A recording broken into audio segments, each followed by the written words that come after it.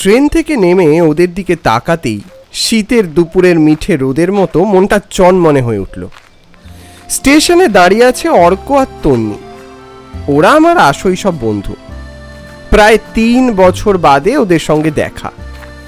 College পাশ করার পরে চাকরি সূত্রে কে কোথায় ছিটকে গেছি তার ঠিক নেই, তাই এতদিন বাদে কিছুটা জোর করেই আমরা এক হয়েছি। উদ্দেশ্য আর কিছু নয়, ঘোরাঘুরি আর বনভোজন। উফ, কত দিন বাদে দেখা হলো। কেমন আছিস বল? হ্যাঁ, এই চলেই যাচ্ছে। তোরা কেমন আছিস বল? আমরা একেবারে বিন্দাস আছি বস। পুরো লাস্ট মিনিটে বসকে ডস করে একটা মেডিকেল লিভ দিয়ে পালিয়ে এসেছি। চুপ কর তো। ভাগ্যিস তুই এই পিকনিকের প্ল্যানটা করলি। আমি প্ল্যানটা শোনার পর থেকে এত এক্সাইটেড ছিলাম না। হ্যাঁ, সে তো বুঝতেই পারছি, আমিও এক্সাইটেড। কিন্তু নন্দিতা কোথায়? ওকে দেখছি না। আরে এই তো 2 দিন আগে পিকনিকের গ্রুপে মেসেজ করলো কি নাকি দেরি হবে, এখন তো ফোনই ধরছে না। সে কি বলছিস? তাহলে কি হবে? এই দেখ, নন্দিতা গ্রুপে মেসেজ করেছে, ওর আসতে দেরি হবে, আমাদের হোটেলে চলে যেতে বললো। আমরা 3 জনই মুখ চাওয়াচাই করলাম। তাহলে আর কি করবি তাহলে? চলে যাই চল। এমনিও সন্ধ্যের আগে ট্রেন আসবে না, আর ও আসলে নিশ্চয়ই ফোন করবে, তখন কেউ না কেউ একজন নিয়ে যাবে। হ্যাঁ, অগত্যা আর কি করার। স্টেশন থেকে নেমে রাস্তার দিকে এগোলাম। রাস্তায় নামতেই দেখলাম ওখানে মাত্র একটাই টোটোওয়ালা। ওকেই শুধলাম, দাদা করালডাঙ্গা যাব, কতক্ষণ লাগবে? জায়গাটার নাম শুনে লোকটার মুখটা কেমন শুকিয়ে গেল। ব্যাপারটা অর্ক লক্ষ্য করেছিল বটে। কি ব্যাপার দাদা, কোনো প্রবলেম আছে নাকি? হ্যাঁ মানে না, কোনো অসুবিধে নেই। আসলে ওটা জঙ্গল এরিয়া আছে, ওদিকটা লোকজন কম যায়।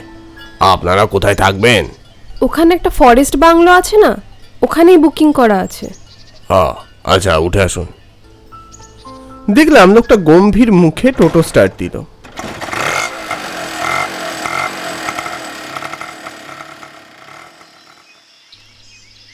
এই যে আপনাদের বাংলো এসে গেছে। টোটো থেকে নেমে আমরা 3 জনই মন্ত্রমুগ্ধের মতো চেয়ে রইলাম অস্তগামী সূর্যের আলোয় স্নাত লালচে হয়ে আসা বনানীর দিকে। ওহ, 2 চোখ সার্থক বল। ইস, নন্দিতাটা সব মিস করছে। আরে এত মন খারাপ করার কিচ্ছু নেই, ও ঠিক চলে আসবে। চল এখন ভিতরে যাই, সব কিছুর বন্দোবস্ত করতে হবে। এই যে দাদা দিদিরা, একবার এদিকে শুনে যান। টোটোওয়ালা আমাদের পিছু ডাকলো। একটা কথা বলার ছিল, মন দিয়ে শোনেন। সন্ধে নামার পর কেউ কোনো ডাকে সাড়া দেবেন না, খবরদার না। টোটোওয়ালা কি বললো ঠিক বুঝতে পারলাম না। এরপর লোকটা দ্রুত টোটোটা নিয়ে ফিরে গেল, আর ওর বলা কথাগুলো সতর্ক বাণীর মতো ঘুরে ঘুরে বেড়াতে লাগলো চারিদিকে। আপনারা এসেছেন? কর্কশ গলার স্বরে চমকে ফিরে দেখি একজন শীর্ণকায় বৃদ্ধা কখন যেন সামনে এসে দাঁড়িয়েছে। আপনি?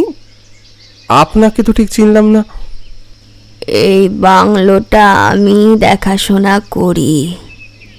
তা বাবা, তোমরা বয়সে অনেক ছোট, আমার ভাইপো ভাইজির মতো।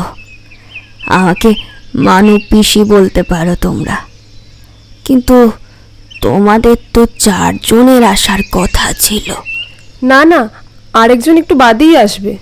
উনি আমাদের 3 জনের দিকে অদ্ভুত চোখে তাকিয়ে রইলেন, বিড়বিড় করে বললেন, এসে ভীষণ ভালো করলে বাবারা, খুব ভালো। কিছু বলছেন? না না, কিছু না।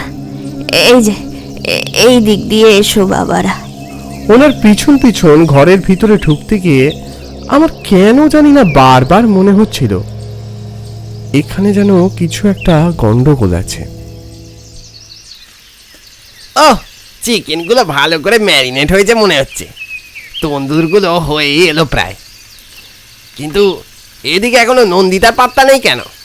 দেখ না, আমি কতবার ফোন করলাম, কিছুতেই ফোন ধরছে না। ও, তার মানে ও আসবে না হয়তো, মুখের ওপর বলতে পারিনি তখন। অফিস থেকে ছুটি পাইনি মনে হয়। ইচ্ছে থাকলেই তো সবাই সব কিছু করতে পারে না, তাই না? কিছু না কিছু বাধা বিপত্তি চলেই আসে। চমকে উঠলাম। ও মানুপিসি। মানুপিসির গলার স্বরটাই এমন যে আচমকা শুনলে ভয় লেগে যায়। ঘুরে তাকাতেই দেখি থালা সাজিয়ে অনেক রকম খাবার নিয়ে এসে সামনে দাঁড়িয়েছে। এই নাও, তোমাদের জন্য আমি নারকলের নাড়ু আর খাঁটি গুড়ের পিঠে এনেছি, ধরো। আরে বাস, এত কিছু আপনি আমাদের জন্য বানিয়েছেন। আহা, কি সুস্বাদু খেতে। এই খেয়ে দেখ। আমরা তিনজনে খাবারগুলো গলার্ধকরণ করতে শুরু করলাম। সত্যি খাবারগুলোর অতুলনীয় স্বাদ। জানেন, আমার যে বন্ধু আসেনি সে ঠিক এই রকমই পিঠে আর নারকেল নাড়ু বানিয়ে আমাদের খাওয়াতো, তাই না বল? হ্যাঁ, হ্যাঁ, একদম সেই স্বাদ। যা বলেছিস। তাই নাকি? তোমাদের বন্ধু নন্দিতার হাতের রান্না আমার থেকেও ভালো? এরম ভাবে হাসছেন কেন উনি? অদ্ভুত তো। ঠান্ডা বয়স্ক মানুষ, তুই খাওয়াতে মন দে। কিন্তু আমি কিছুতেই ওই খাবার খেতে পারলাম না। কেমন যেন একটা অজানা অস্বস্তি ঘিরে ধরল আমার শরীরকে। আচমকা কেমন ঠান্ডা লাগতে শুরু করলো আমার। শোন, তোরা এখানে বসে খা, আমি ওপর থেকে আমার মাফলারটা নিয়ে আসি, বড্ড শীত করছে। আমার মাফলারটা ঘর থেকে আনতে যাচ্ছিলাম, সিঁড়ি দিয়ে উঠতেই চমকে উঠলাম। দেওয়ালে ওটা কার ছবি দেখতে পাচ্ছি? দেওয়ালের গায়ে একটা বাঁধানো ফ্রেমে জল করছে একটা পোর্ট্রেট, নন্দিতার ছবি। ছবিতে ওর মুখটা ভীষণ বিষণ্ণ দেখাচ্ছে, চোখে মুখে আতঙ্কের ছাপ। কিন্তু ওর ছবি এখানে কি করছে? এ কি করে সম্ভব? এখানে নন্দিতার ছবি এলো কি করে? আশ্চর্য। কি হয়েছে বাবা? ছবি দেখে অবাক হচ্ছ? ও, আপনি? বলছি এই ছবিটা কার? ও, এই ছবি আমার তারুণ্যের সময়কার ছবি। কত সুন্দর, তাই না? অথচ কোনো কিছুই চিরস্থায়ী হলো না, সব হারিয়ে গেল, অকালে হারিয়ে গেল সব। মানুপিসিকে ওই ছবির দিকে মুগ্ধ হয়ে তাকিয়ে থাকতে দেখে মনের ভিতরে অস্বস্তিটা যেন আরো বেড়ে গেল। এখানে সবকিছুই বড় অস্বাভাবিক। বললাম, কি করে সম্ভব? আমাদের যে বন্ধুটি আসতে পারেনি তাকেও তো হুবহু এইরকমই দেখতে। আর আপনি বলছেন এটা আপনার ছবি? এটা আমার ছবি, আমার ছবি, এটা আমার। মানুপিসির চোখ মুখে যেন একটা অদ্ভুত বদল লক্ষ্য করলাম। মনে হলো প্রচন্ড ক্রোধে এক্ষুনি ফেটে পড়বে। আমি ওকে শান্ত করতে বললাম, না না না না, এটা আপনারই ছবি। আমার ভুল হয়েছিল। নন্দিতাকে আসলে একদমই একই দেখতে তো। কিছুই ভুল হয়নি, অত বিচলিত হওয়ার কিছুই নেই। নাও, জলটুকু খেয়ে নাও। এতক্ষণ যে ওনার হাতে গ্লাসটা ধরা ছিল খেয়াল করিনি। গলাটাও বড্ড শুকিয়ে গেছিল, তাই ওনার হাত থেকে কাঁসার গ্লাসটা নিয়ে গোগ্রাসে শেষ করলাম।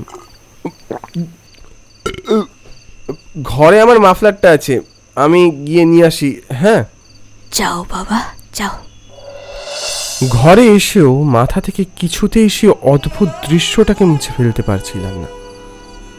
কিছুতে হিসেবও মিলাতে পারছিলাম না দুজন মানুষ কিভাবে একদম একই রকম দেখতে হয়। মাফলার খুঁজে গলায় জড়াতেই চোখ পড়ল জানলার বাইরে। নিচে তনিমা আর অর্ক বসে বসে কি যেন খাচ্ছিল। ওদের সবার হাতে সেই কাঁসার গ্লাস, আর মানুপিসি নিচ থেকেই এক দৃষ্টে চেয়ে আছে আমার দিকে। আমার মাথাটা ঝিমঝিম করে উঠল। মনে হলো সারাদিনের ধকল গেছে, তাই শরীরটা ঠিক ম্যাচ ম্যাচ করছে। আমি শুয়ে পড়লাম বিছানায়।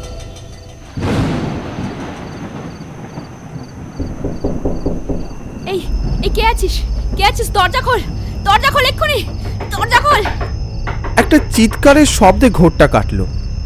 উঠে বসে দেখি চারিদিক অন্ধকার। আমি ছুটে নিচে সিঁড়ির দিকে নামলাম। তন্নি, অর্ক কাউকে দেখতে পেলাম না। দরজা খোল, দরজা খোল, দরজা খোল। এতক্ষণে বুঝতে পারলাম এটা নন্দিতার গলার স্বর। ও বারবার ডাকছে, এই অর্ক, তন্নি, দেখ নন্দিতা এসছে। সে কি রে, এত রাতে এলো? আরে দাঁড়িয়ে থাকবে নাকি মেয়েটা বাইরে? চল গিয়ে নিয়ে আসি। তখন রাত্রির 12টার ঘন্টা পড়ছে ঢং ঢং করে।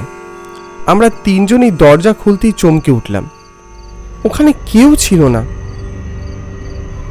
কি হলো, কোথায় গেল নন্দিতা?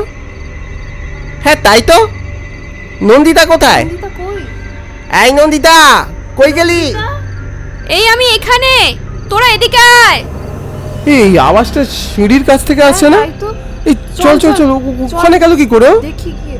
আমরা তিনজনই ভিতরে সিঁড়ির কাছে এসে দাঁড়ালাম। দেখলাম নন্দিতা দাঁড়িয়ে আছে সিঁড়ির ঠিক মাঝখানে, যেইখানে সেই ছবিটা দেখেছিলাম। নন্দিতাকে কেমন বিধ্বস্ত, বিভ্রান্ত লাগছে, চুলগুলো এলোমেলো।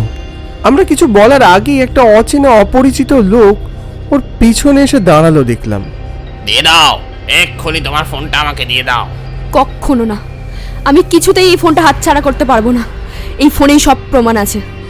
কি হচ্ছে আমরা কিছুই বুঝতে পারলাম না। আর ফোন নিয়ে কি কথা বলছে ওরা? নন্দিতা, এই কি হচ্ছে এসব? তন্নির বলা কথাগুলো যেন ওর কানেও গেল না। নন্দিতা সমানে ঝগড়া করেই চলেছে সেই অপরিচিত লোকটার সাথে। কি মনে করেছিলেন কি আপনি? কোম্পানি দিনের পর দিন কিভাবে লস হচ্ছে কেউ জানতে পারবে না? সত্যিটা একদিন সামনে আসতোই। আপনি সেই লোক যে কোম্পানি সমস্ত কোটেশন, সমস্ত সিক্রেট বাইরে কোম্পানিকে পাঠিয়ে দিতেন। সেই সব তথ্য আমার কাছে আছে মিস্টার চিটার সামন্ত। এত বড় সাহস! তুই ভাবলে কি করে এইসব খবর তুই সবাইকে জানাতে পারবি? এই ঘর থেকে তুই বেরোতেই পারবি না, কারণ তুই একটু আগে যে সফট ড্রিঙ্কসটা খেয়েছিস ওতে কি মেশানো ছিল জানিস? এই আর একটু বাদেই তোর সব খেল খতম। আর এই সফট ড্রিঙ্কসটা তোকে কে খাইয়েছিল বলতো? এই বাড়ির কেয়ারটেকার মানু পিসি। নে নে নে নে, এবার তুই যা করবি কর কর কর কর।